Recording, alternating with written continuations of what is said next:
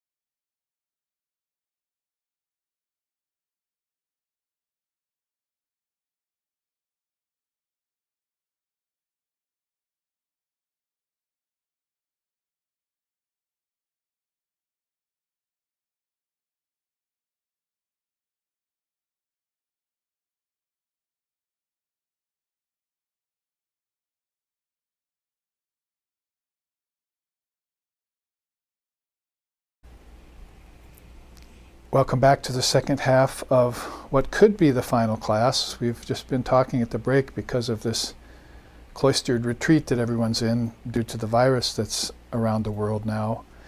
We're thinking maybe of having a class next week, which is usually our week off, and continuing on because I have more teachings of the Dharma on Kundalini Yoga that I won't be able to finish in this half. So if you're interested in next Sunday also joining us, we there's every good opportunity to, in this time, SRV is trying to offer more events so that people who are stuck, as it were, or we like to say, quietly retreating in their homes and houses, particularly applies to the devotees and the followers of SRV, can have more access to teachings and of a live streaming kind, which is closer to the direct transmission we like to do, which is in person, but which is not possible so much now. So look into us next week then, Sunday at the same time, to check on that, make sure that, and we might send out an email too, but you can probably join us for what would be our Sunday off, and we'll continue on in this vein and doing our part to serve with what our founder Lex Sixon and I always used to say is the only real true solution to all the problems of the world, the teachings of the Dharma.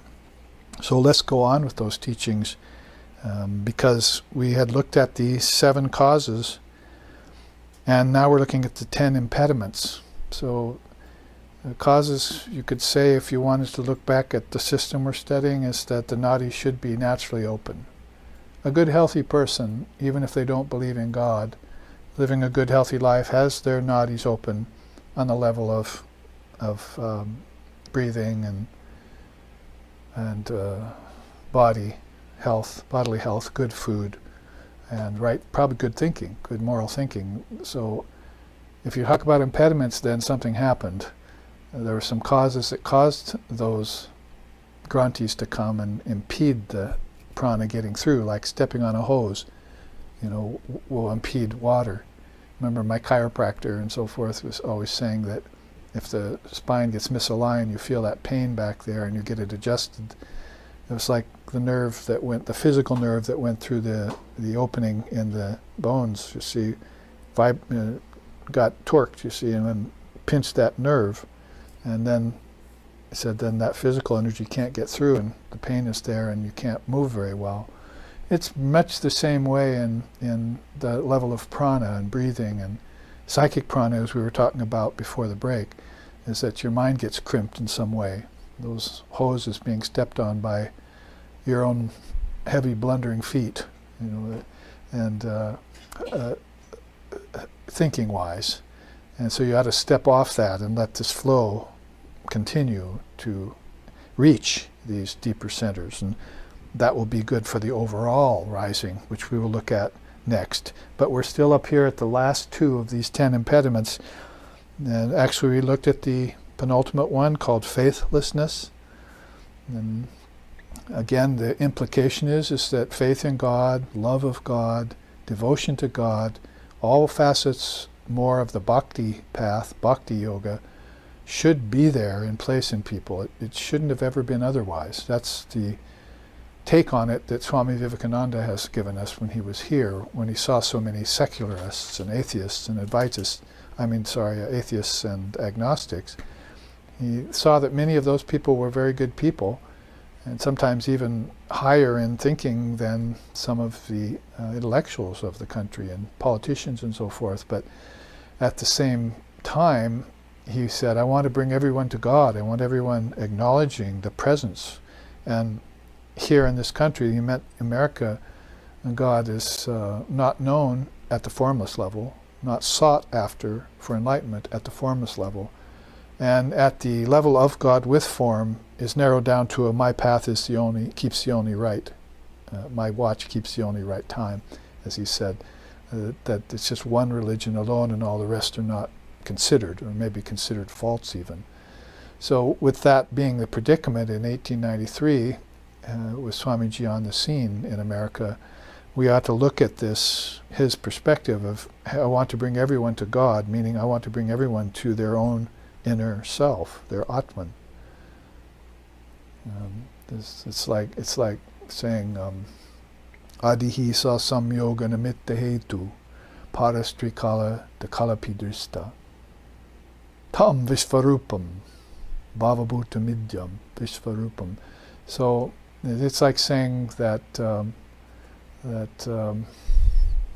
meditate upon the Lord as thine own self seated in your heart. I love that line in English, which is a translation to one of the lines of the Sanskrit I just chanted. So meditate upon the Lord as thine own self seated in your heart. Well, we know where the heart is in India, Kundalini, it's the fourth center. So you meditate in the fourth center and you envision the Lord there.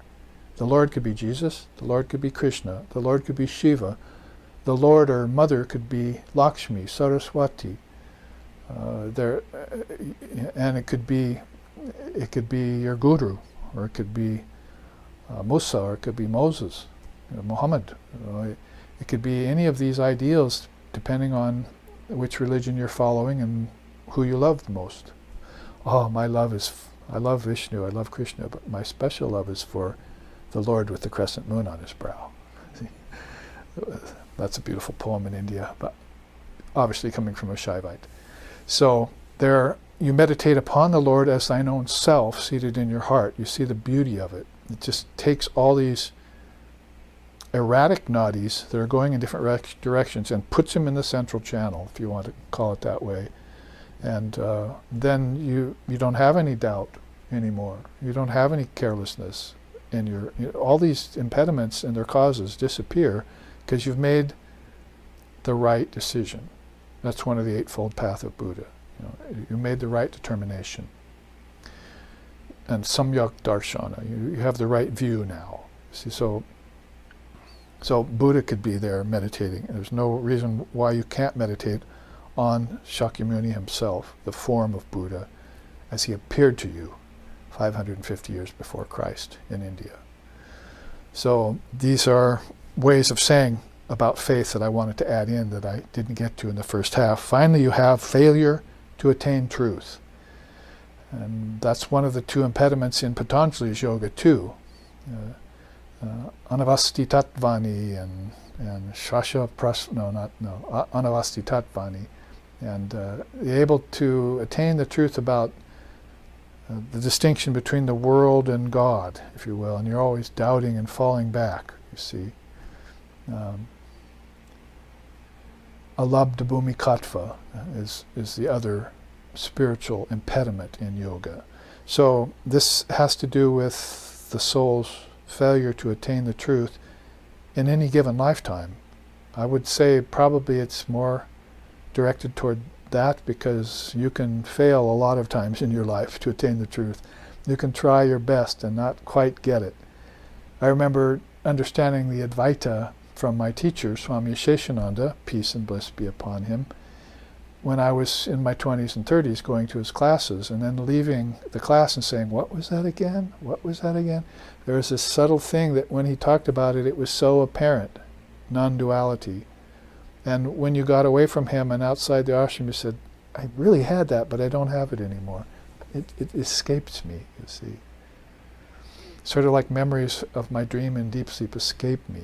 So this kind of mula vidya, or root ignorance, is there, curtain of nescience that comes and covers things, and you should pay it no never mind. You should open these nadis to truth, hear them again and again until finally they dawn on you, and your doubt goes away, your lassitude goes away, your restlessness goes away. If you get rid of all the causes, will there be impediments? Is a question you should be asking yourself. The impediments are there and you're brooding and worrying about the impediments. Well, go back to the causes and get rid of them. Wake up. Nityasarga. Wake up. Don't be lazy. Nighttime excesses. Don't do them anymore. Stay home. Meditate. Sleep in the right way. Eat good food. You're brooding too much on things that are unreal, that are a form of your ignorance, and ignorance itself is unreal. What to speak of the doubt that comes from ignorance is also unreal. There are slokas about that from the Avadut. In fact, let me sing you from the Avadut what he says about attainment of failure to attain the truth in his great mind when he got liberated.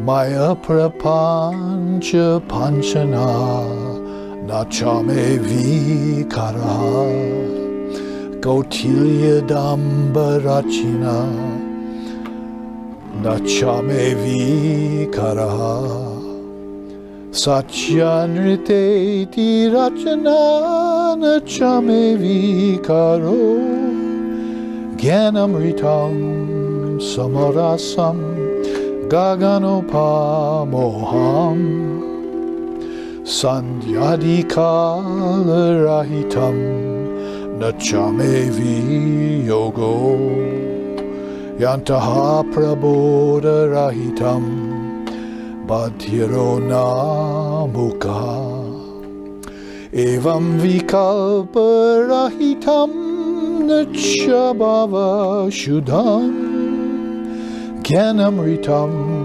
samarasam Gaganopamoham Gyanamritam samarasam Gaganopamoham. He sings in this vein to those who open up these nadis called ears to begin with. And, well, listen, he sings, this labyrinth of false love called Maya causes no stain and has no effect upon me. Within its flexuous modes of knowledge, like higher, lower, relative, absolute, no change comes over me as a result, because I am pure existence, wisdom and bliss, as boundless as the sky and infinite like space. Sunrise in the morning, sunset at dusk, I see no real change taking place. Still, I am present to witness these variations. All is melted into a singular truth, undifferentiated, yet I am not deaf or dumb. I am just free from ignorance. I am pure existence, wisdom and bliss, as boundless as the sky, infinite like space.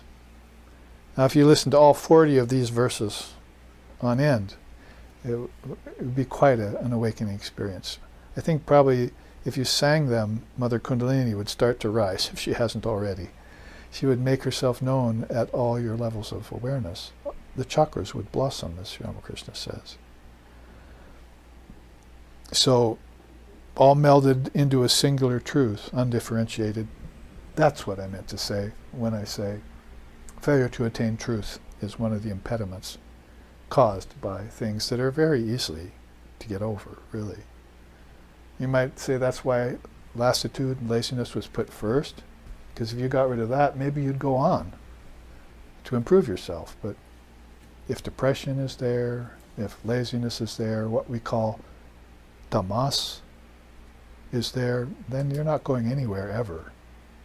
It's become a habit, then you're born in the wombs of the depressed. You're born in the wombs of the lazy. Who said that? Sri Krishna in the Gita. And so you see that maybe in America there's a lot of restless wombs to be born in, and you know, the iron filings of the lower mind, they have a magnet they go to too, you see. But the iron filings that we're calling intelligent particles have a higher goal, a higher chakra to rise to. They're not being pulled down all the time. And why are they being pulled down? Let's look at that next. Here's the 7 chakras, one of them not even really a chakra, so 6 chakra system in a sense. And what we want to look at there is a teaching that's rather esoteric that most people who talk about the chakras, and they get sort of interested in color healing or maybe crystal balls or tarot cards or that ilk of things. And chakras are the same thing. Oh, let's say which chakra my consciousness is at. You see, because I have a feeling that I was the Queen of England in the last lifetime. You see, but I usually tell them, well, actually, you were the poodle of the Queen of England. That's why you remember her. You see. So what about the street sweeper? Everyone wants to be the king in a past lifetime. Well, what about his street sweeper? See? So people have all these, and this actually is one of the poisons, emotionalism and imagination. eyes bigger than their stomachs. So what I'm saying about all this is that you need to get to the Dharma and study it with a teacher who has experienced these, like Sri Ramakrishna, and then learn these teachings that a chakra isn't just some flower floating in your bony spine somewhere, see, and a bunch of gross nerves leading to it. It's within you. Meditate upon the Lord as your own self, seated in your heart. So this is what the physically based, matter-obsessed world of today is like. They just really know nothing beyond 2 chakras, really, and their ancestors are at the 3rd chakra with some angelic beings and so forth. And so maybe the highest they can think of going is to think about, well, I'm an archangel or something. You hear it in the New Age all the time. But there are much, much deeper places to go with your consciousness. What to speak of formless consciousness itself, which the Avatut just sang for us. See, higher, lower, relative, those don't make any sense to me. I'm just pure existence. Truth undifferentiated, that's what I am. Not lower, higher, mixed. Opened the 3rd eye into the 1,000-petaled lotus, had the experience of samadhi or satori or asampragyata, kaivalya. And from then on, never again was he even in knowledge of doubt or fear or anything. These things went away. And probably knowledge, knower, and the act of knowing went away too. The game was over.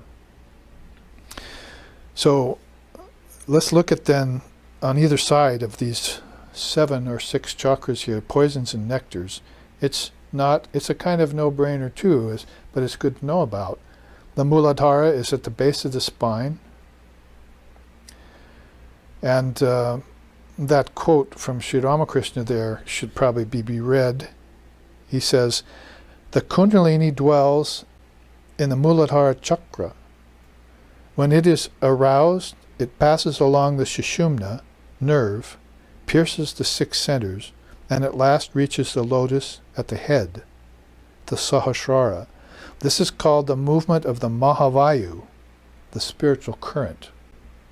Like great wind, Mahavayu, it's great wind blowing. And it culminates in samadhi. All the lotuses then blissfully blossom forth. This is a very secret experience. So there's where you get that rarity of travelers along the Sushumna when it gets more specialized, because less and less nadis, 2 petals here. We'll look about that next week. What's this all about petals? How many petals there are on a lotus? And how many prana shaktis are helping beings get into those nadis, leading to those lotuses. That's a whole nother level, esoteric level of Kundalini Yoga that very seldom gets studied or talked about, probably even in Dharma circles. So Sri Ramakrishna's beautiful quote here, again, the Kundalini dwells at the Muladhara Chakra. When it is aroused, it passes along the Sushumna, that's the central channel here, and pierces the 6 centers.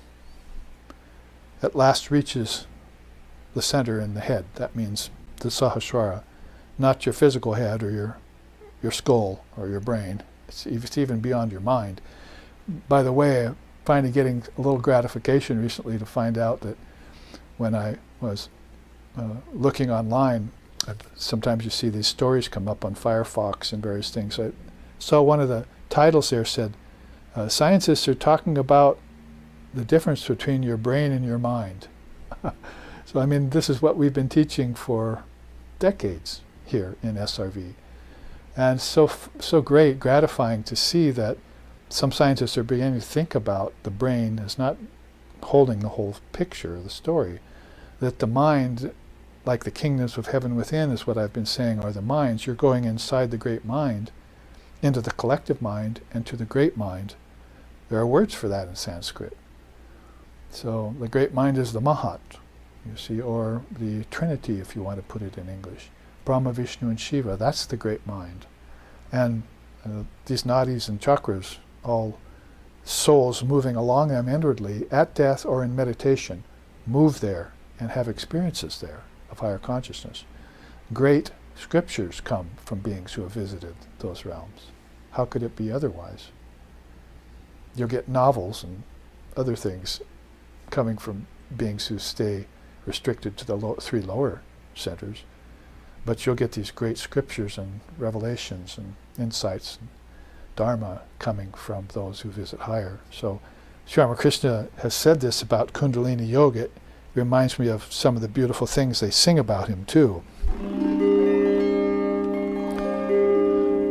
Samsara sagarotara setu bitangre nave kurave sarva lokanam Ramakrishnaya Mangalam Om Shtapakaya Cha Dharmasya Sarva Dharma Swarupine Avatara Varishtaya Ramakrishnaya Mangalam Mangalam Guru Devaya Devyai Matre Cha Mangalam Malangam Bhakta Vidrabhya Sarvalokaya Mangalam Mangala Bhakta Vrinbevya Sarvaloka Mangalam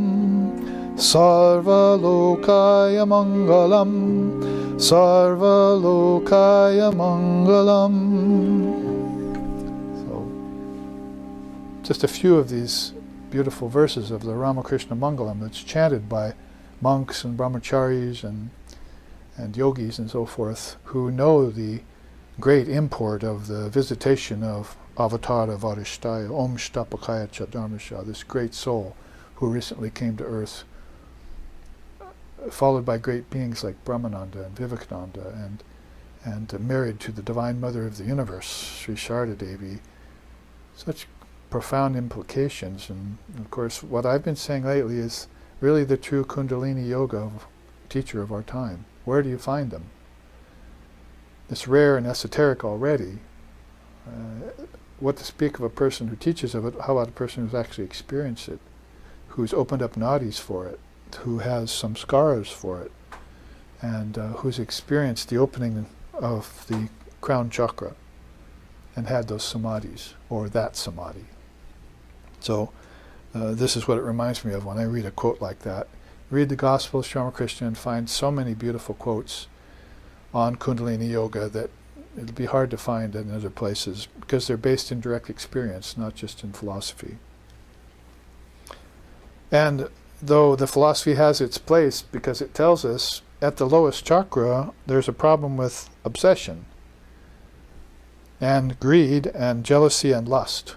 You might as well cite the 6 passions and the 8 fetters. I could sing another verse about that by the Avadut, where he has no knowledge of those, they just disappeared. And so Buddhism has a teaching about 6 centers and the 5 elements and 5 poisons that accompany them. It's burning pillar, it's called, meditation. And I learned it in Tibetan Buddhism several decades ago and practiced it. And it talks about how as consciousness rises to these different centers, there's a wind of a certain element that if you arouse that wind, sort of like arousing the great wind here, he talks about Mahavayu, if you arouse that wind and put it towards the poison at that center, like I think the system is in common. Basically, greed or jealousy is the passion at the Muladhara chakra, or at that lowest center in Buddhism. And then lust would be, of course, at the level of generation, sexual organs. And you use a certain wind of a fire in meditation to do away with that. So you're opening nadis in internally with your own consciousness and your own resolve and willpower based on the teachings. How could you do that if you didn't know it was there? Or if some teacher hadn't taught you, or if some scripture didn't mention it? You'd be lost in the dark. The nectars there are sexuality, sensuality, security, and stability. Yes, there is a positive side to sexuality and a positive side to sensuality. So they're talking about it at a different level than as at a level where there are causes and impediments that come from those very self-same things. The lower chakra is known for having lots of power because why? Because he just said here, she's coiled up there. So all her potential is coiled up there too, but also all human darkness and memory, smriti and past lifetimes and karma and relationships with earth, fire, air, water, earther, relationships with insects, with animals, and evil beings, all coiled up there in some sort of a strange amalgam at the base of the chakra, base of the spine in that chakra. So a lot of power there, and it stands to reason then a lot of poison and some certain nectars there, like security and stability, that will bolster you up and keep you strong if you awaken her there. She'll keep you safe from those poisons and give you those certain nectars. Like she could fulfill your sexual desires there. If you want a family, children, poof, it's done. She awakens. All good things come from her. She's called Kundalini, by the way. He has a wife, you know. So Shiva has a consort, Ramakrishna has a consort, Vishnu has a consort. This Kundalini Ma is what we're talking about here. Shakti power. How about the next chakra as we move along? The poisons at the Svadhisthana chakra. That means at the sexual organs, as if you want to cite the body as a sort of model for what's actually happening deep inside these spiritual vortexes. We have a couple of charts maybe we'll get to next week if we have a class that talks about these as being spiritual vortexes that you can see and envision inside of your own mind when it leaves the body behind. So again, we caution and teach that the systems like this shouldn't be relegated or denigrated. They shouldn't be restricted just to the body alone, because you're going to run afoul of that idea anyway when it gets to centers that are obviously beyond the body, heart, throat. So you're talking about a subtle body then and a causal body, which is part of the Dharma teachings that you'll want to entertain. So selfishness, addiction, violence, pleasure, you can see how a lot of that is there at that second chakra. Its nectars, reproduction, joy, creativity, enthusiasm, also come, the tradition says, from that self-same center. So you might want to meditate on each of these in accord with the chakras, the poisons and the nectars. They're there already. It's not like, oh, you're opening yourself up to one and closing down another. That will be in the practice phase, but to acknowledge them as being same sides of the coin kind of teaching, if you want, and opening understanding, nadis, removing grantis around your old way of thinking, say, about the chakras. Because you could be so philosophically unsound as to say, oh, the three lower chakras are all dirt, they're horrible, we want to transcend them and get rid of them. But you can see what's going on in the world today. I was just amazed at how many things are going on in the world with thousands and millions of people doing thousands of projects and actions, and most of them unaware of the Shakti power that's directing it all or overseeing it all, because probably not doing these actions from higher consciousness yet. But those who are trying to tell them, yes, this is all happening at the behest of the Mahashakti, of Kundalini, because Sri Krishna very soundly put it for us. There will be no spiritual awakening at all if Kundalini Yoga is left unawakened. It's right out of the gospel. So this, call it awareness of mother power or divine mother, its time has come. This is the Matri avatar we're talking about here, the avatar of mother. We've seen avatars of Vishnu and Shiva and Amsa avatars and so forth.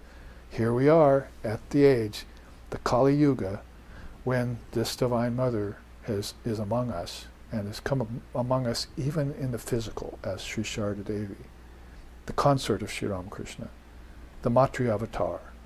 So you've got Kali avatar, Matri avatar side by side. And this is opening a big nadi if you can do so. Acknowledge it, worship them in any way you can or will, open up to them, and think of them as Kundalini rising. It's a lot different than the kind of rising you get in astronomy, for instance. You want this main power that transcends the planets to rise in you. So nectars there are, we said, reproduction, joy, creativity, and enthusiasm. You see those allocated with that second center. A lot of potency and power there. Manipura is, I would call it, and have called it before, it's got so many hundreds and thousands of nadis leading to it, because that's where beings who are leaving Earth, most of them are moving to the heavens. If you want to just use a word that's easily understandable to us, lower heavens and higher heavens are there in the Manipura chakra. And think about it, it's right there at the navel. The fetus is there when the mother gets pregnant. Digesting of food and water happens there. They say that you hear the first intimation of the sound of Om there, the word, if you're open to that. So there the poisons are emotionalism, which I mentioned before, which is a big, huge problem right now in the West. Judgment, anxiety, and fear. And you could feel those right in your stomach, right? Maybe if you even listen to the word fear, you feel it hits you right here. Oh, it's fear, you see. It doesn't seem to emanate from your heart, and probably not from lower centers either. So it really is a real poison there at the level of your gut. You have a gut feeling about that. But you might have a gut feel about something else too that's more nectarine. For instance, digestion, growth, expansion, and power are also there. Obviously, because hundreds and thousands of souls are moving in and out of that center when they're born and when they pass away. I've often said that since I started talking almost 3 hours ago, that many people have passed from the body and many people have been born. And we're to think that most of them are doing so out of the third chakra, because Buddha and others have talked about the Kala chakra, the wheel of samsara. There's so many millions of people who are always coming back to earth to satisfy their desires, then going into the deeper chakras or the heavens and living out their good karma and bouncing back from that Vishnu Granti when they maybe want to get higher or deeper to the earth and being born in a body again and again and again. Hopefully, as we were discussing in the car on the way over here, living better and better lives each time they do, so that eventually they can get to the heart chakra. What is the criterion for getting to the heart chakra? Love of God. What does that say on this chart? Faithlessness. If you want to go back to the impediment that keeps you from loving God, how was it said? With your whole heart, with your whole mind, with your whole soul, and your neighbor as yourself. Whether you look at it in Judaism or Christianity, or you go to the Kundalini system of India, you find out that this is the one criterion that will help you penetrate what this esoteric system calls Vishnu Granti. It's a knot right there between these third and fourth chakra. I haven't indicated it on this chart, but on a lot of other charts I have, we saw one of them called nadis and so forth in the last class we attended. So what to say but that expansion and growth are there as nectars, so hopefully it would be based on what's beyond heaven. There are beautiful stories in the Muslim tradition, for instance, about Muhammad coming to the devotee and leading them beyond heaven. So he finds Muhammad in heaven. You must be Muhammad. All blessings, all peace be upon you. Thank you for being my guide. Yes, enjoy yourself, Muhammad says. See? And then the soul says, is this all? Is this all there is? Just heaven? Oh, I see you've discovered the secret. Let me show you something. And then the soul looks on all of these three worlds. Of course, there's an Islamic equivalent to this teaching, as being in a mirror in itself. And then Muhammad says to the soul, yes, you've assumed rightly, there's much more than heaven. There's Allah, you see. So we would say there's Brahman, there's the formless. And there's Kundalini Shakti heading for Paramashiva at the crown. We have several ways of saying this to you. Pick one. Get on the nadi leading to it, the Sushumna, and realize yourself in this very lifetime. Because you're born to no other purpose otherwise. So beautiful that the Manipura chakra can open inward and that's its purpose. If she helps you penetrate with your love of God, the third chakra, you're not on the wheel of birth and death anymore. You could even be living right now in this body and not be on the wheel of death anymore. That's called a Jivan Mukta, a bodhisattva, or a living liberated soul, or a soul who's experiencing its last lifetime. The desires are gone, or going away rapidly. That will be its last birth, Holy Mother said. When it's nirvasana, Sanskrit word means of course extinction. Vasana means desires. See, all the vasanas have gone away. So that's why he says destroy all the knots in your being caused by desire-based actions, thoughts.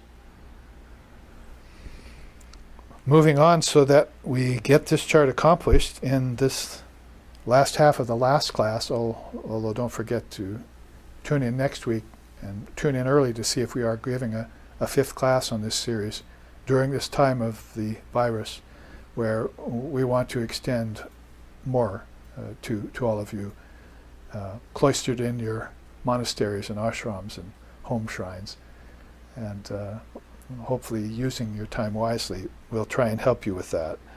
So the fourth chakra there, I don't want to jump to the third eye quite yet, is the heart chakra. And as we just said, philosophically speaking, that's the end of your sojourn on the wheel of birth and death. You've transcended the three lower chakras. When you get to the heart, then the Lord stands manifest in front of you. You can have darshan, we call it in India, or communion in English would be a good word, with the deity that you love. And hopefully you can do that in your meditations while you're in the physical body too. You should be able to open the nadi, and in deep sleep also. All of this means about the same thing. It's whether or not you keep the body or not. That's the difference. At death, so-called death for that soul, you would get outside of the wheel of birth and death and awaken in the heart chakra. You would follow the nadi, the Sushumna, with Kundalini Mother as your Garuda. You see, she's riding this Shakti power, you see, and open up that, and she would let you off there. Have fun, son. Have fun, daughter. You're at the heart chakra. No more birth in the womb of matter for me, only emanation from my Divine Mother, as the beautiful poems in India sing. So what are the beautiful place? So, gee, there's still poisons here? What traps can I step in at the heart chakra? Imbalance, weakness, rejection, too much passion still.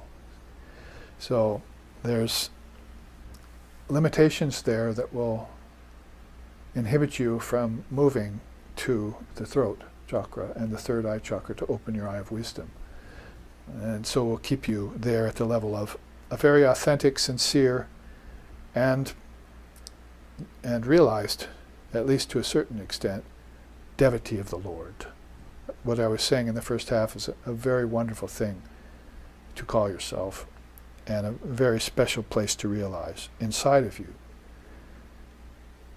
The nectar's there: circulation, compassion, devotion, and love. You can see the lower nectars of all of these are sexuality, reproduction, digestion, and circulation. So as they're stepping up or in, then you're talking about a kind of prana and Shakti power that's beginning to transform, that's got more stability in the beginning, and it's still got a lot of intense power or passion. That's why we're saying passion here is still at the heart. There's a human intensity there that this love of God is so great that it maybe wants to see beyond the three worlds. So that's why the great soul came, the great guide came and is helping it to do that. If you're just happy in heaven, then Kundalini Shakti would leave you at the third chakra. You see, oh, ride over, got off at the third floor, shop at Macy's, you see. But if you had a fourth chakra opening, she would take you there, she'd check you, as it were. Do you want to go on to the throat and to the third eye? I mean, this isn't just speak, hearsay, because Sri Ramakrishna in the Gospel says, I didn't stop at any chakra. I wanted to get to the Sahasrara, and so she took me there. So he wasn't getting off even at the third eye. He was going into full immersion into Brahman. Mahanirvana, Asampragyata, Nirvikalpa. These are names that cause chicken skin, you see, as we say here in Hawaii. Gets your goosebumps going, philosophically speaking. So commentary, of course, could be made on each one of these. Come to a retreat that we give a couple times a year, 4 times a year, sometimes more, both here in Hawaii and on the mainland, West Coast mainly.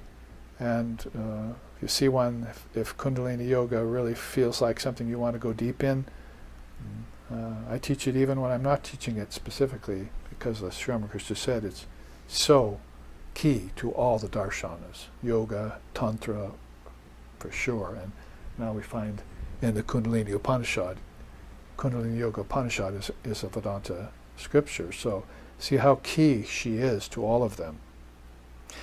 So let's look in this limited time at the most pure. That is the throat chakra, Vishuddha, most pure place to come. There you see, the only thing you have to be careful of is, and maybe the last vestiges of domination die out there. Because gods and goddesses are transcending Indra's loka. That is, they're transcending the lokas presided over by very powerful deities. There were some very less powerful deities that kept you in place here. Asuras, even demons at a lower level, keep people thinking wrong. And you see that's these negative forces inside of you. That's basically what the poisons are about. But if you talk about this most pure, then you're getting over as a being a kind of domination that's a positive domination. Oh, I want to have under my auspice all these beings so that I can help them. That's a kind of domination. So yes, Krishna talks about loka sangraha in the Gita when he talks about having to oversee all the worlds. Of course, his case is entirely different than an individual moving up chakras. He's the Lord of the worlds, like Shiva and so forth. So that's a much broader and more powerful deity, probably beyond power. So a little bit about some quizzical thing about, oh, how can there be domination at the most pure place? It's not the domination that you see here. It's a domination like Loka Sangraha. It's like you're overseeing many, many souls, and you have their good. Maybe even you have their highest good in mind back on earth, you see. You have memories still of beings who are suffering. So this is what makes up a bodhisattva, and the mindset of a jivan mukta. They still have in their minds memory, like in samadhi, higher samadhi, how beings are suffering caught in this web below the Vishnu Granthi. So they have a domination on purpose for that. They can use that. And it's only a poison in the sense that it can keep you pinioned there. And that's why we look to Sri Ramakrishna as saying, and I said earlier in the first half, when you get that inspired, the worlds and the beings there are all Maya. You don't have any compassion for them anymore. You can't have compassion for anymore because you're a moth headed for a bonfire. And we were talking earlier about Ishvara Kotis. See, like I was saying, take the story of Sri Ramakrishna, that the salt doll went to the ocean and to measure its depth, but when it jumped in, it melted, emerged there, dissolved, because it was made of salt. Well, there's a way of teaching that story that's a further work to be done. First, the salt doll had to envision the ocean. Then it had to walk to it. Then when it got there, it had to study it. Finally, it put its toes in the water and tested the temperature. Then it dived in. So there are a whole series of things the salt doll did to get to immersion. And that's a very important thing for a soul who is preparing itself for immersion.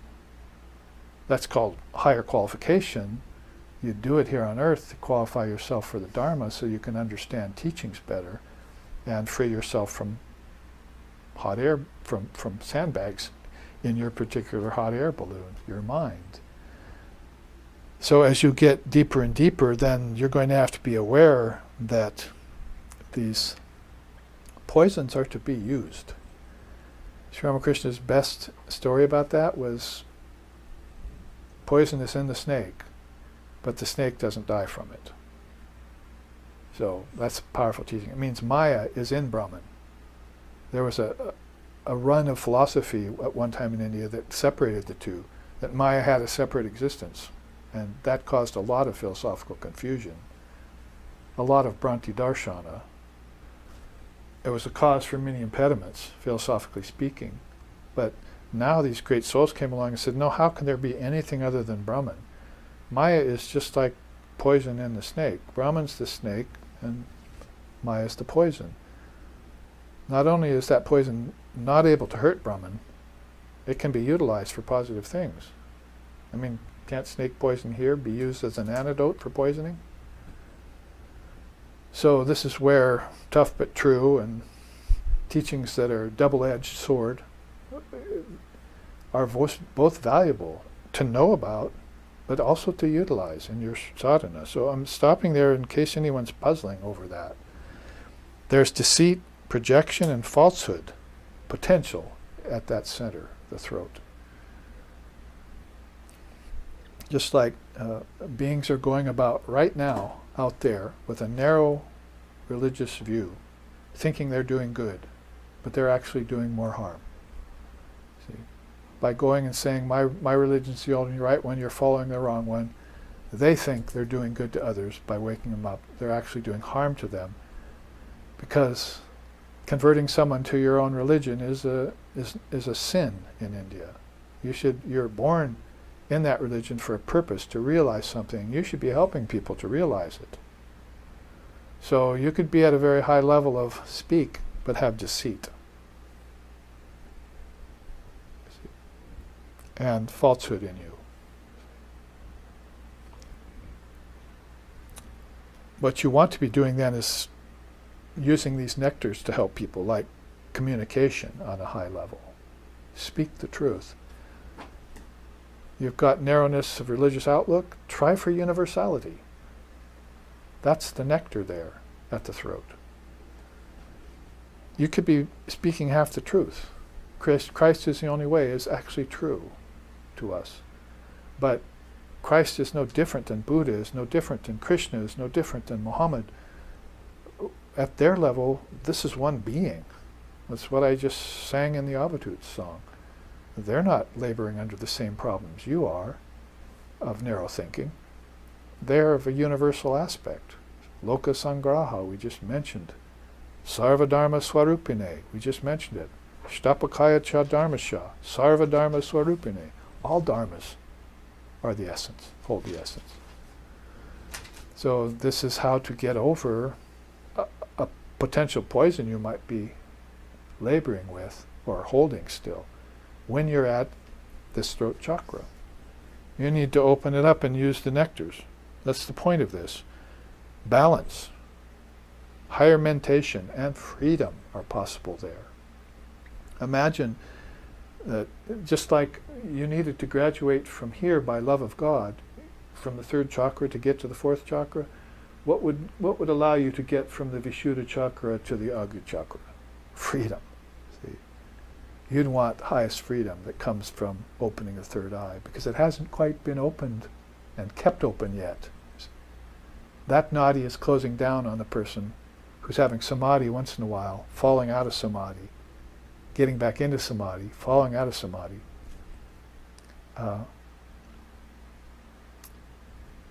And not being able to control that tendency. There are souls who can go into samadhi and come out of samadhi like the salt doll can come out of an ocean. I mean, I didn't finish that analogy. What about the salt doll envisioned the ocean, had to walk to it, stood by it and observed it, put its toes in it, finally dove in? Is that the end of it? No, there are some souls that can gather back their consciousness from the ocean of Brahman. Sri Ramakrishna said so. Those are called Ishvara Kotis, or Nityasiddhas. Vivekananda was a Nityasiddha. He's totally absorbed.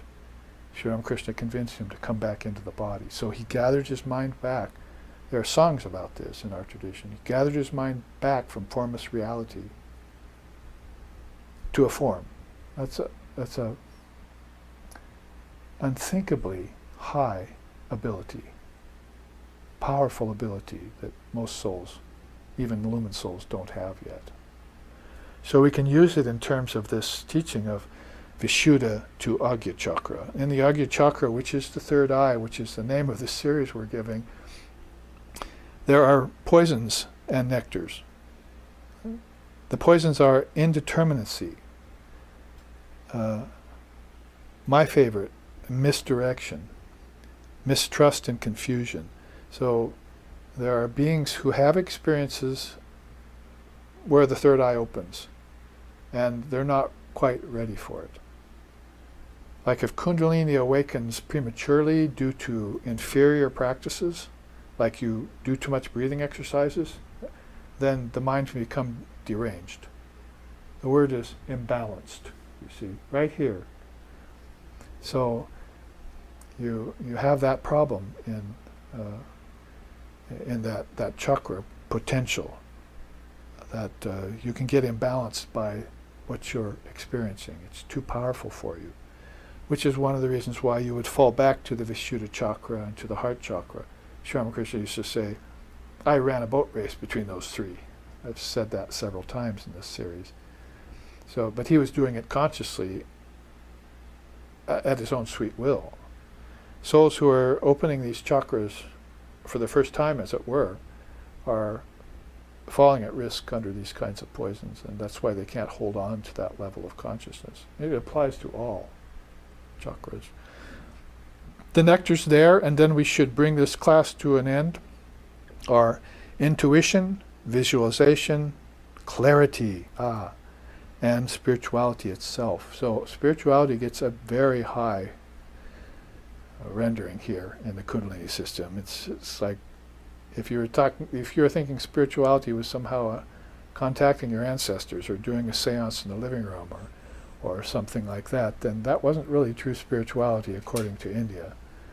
True spirituality was something that happened to you in a very complete way once you had opened these chakras at the behest of Kundalini Shakti, who rises deep from within and pierces through them, as Sri Krishna says. And there you see on either side of these Shiva and Shakti, and she is trying to find her way. Plus the coiled snake down in the waters of existence at the bottom of the chart. This image is a very good one. Plus the five hoods of the cobra there, of the snake, the divine snake, there at the Sahasrara, which is good. We're running out of time because then I don't have to try and speak about something that can't be explained, see, and it can't be described because it's an experience that one must have. The only other thing to say after that is, can it come back down the chakras and help others, or will it just dissolve completely into the ocean of consciousness? Whatever the case, we should all try to open deeper levels of our consciousness. If you're doing it with an interest in the Kundalini Yoga system, we have terms, words for it. We have words for what impedes it. We have a whole system of philosophy realized by Indian seers for centuries, maybe millennia, that talk about it in Tantra, in Yoga, and in Vedanta. And there are forms of it in other Indian darshanas like Buddhism. So we invite you all then to visit that deep retreat and awaken this great power that only leads to the highest and best good for all living beings. Here, let's end with a chant. Om Tachnayo, Om Tachnayo Ravrinni Mahe, Gatung Yagyaya Gatung Yenu Pataye, Daivi Swastarastu Naha, Swastir Manusevyaha, Urdhvam Jagatu Bhesajam, Sangnovastu Jipade Sangchatushpate, Om Shanti Shanti Shanti. Come, let us make a sincere and humble offering to the Lord and Mother of the universe. May we always delight in this offering, and may we always revere the Lord and Mother of all sacrifices. May divine blessings be upon us. May peace be unto the entire human race. May healing, well-being, and prosperity then also abide among us. Om peace, peace, peace. May peace be unto us. May peace be unto all. Om Hari Om.